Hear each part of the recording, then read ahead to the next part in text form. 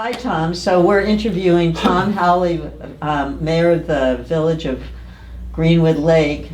And so I'd like to know, first of all, how you got here.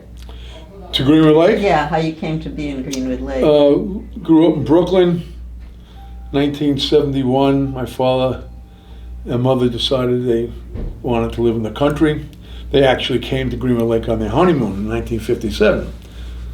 And they liked it. And they bought a house in 1971. I was in the 8th grade. And then went to high school. And that was it. My parents just wanted a different lifestyle in the city. You went to high school then in Warwick? Oh, no. Back then it was Monroe Woodbury. Oh, okay. And it was Monroe Woodbury, and then it went to Tuxedo after so many years. And now it's in Warwick or Chester, the options. How was it for you making the transition from Brooklyn to Greenwood Lake? That's quite a transition. I rebelled a little bit in the beginning, mostly because of friends. Uh-huh. But once you spend the summer here, you assimilate right into it. It wasn't hard at all. What did you assimilate into over the summer? What drew you in at that Well, point? Greenwood Lake back then, our summertime population was 10 times almost what it was during the winter. All my friends, they were summer people. Oh, not all of them, some of them. And come Labor Day, the population diminished down to just the locals, and so the dynamic was a lot different. You had a lot of people in the summer, and then once Labor Day rolled around, they closed up their second homes and left it to us. How was that then to have it left to you? It was good on one hand, but then again, you build relationships, and then you don't see them again till the following May. But the kids that stayed here during the winter, we all became close. It became a very tight knit group of students and kids and stuff. So it was fine.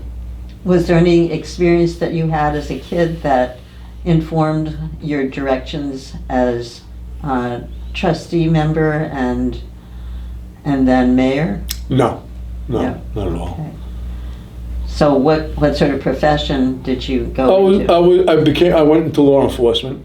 I was always, during my high school years, that's where I decided I wanted to hang my hat, so to speak. Mm-hmm. And the best way to start, I figured, was going to the military. So I went into the Army as a military policeman. Did my 3 years over in Germany.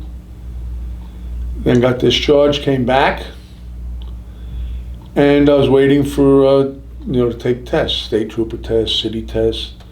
And in the interim, I started working at the United Nations in the city as security, which was a lovely job. How was that? Anything interesting happen? A lot. I mean, it's an international level. So here I was, like a 20-year-old kid, sitting at Security Council meetings and General Assembly meetings, when crises were happening throughout the world, had a front row seat. It was kind of different, unique.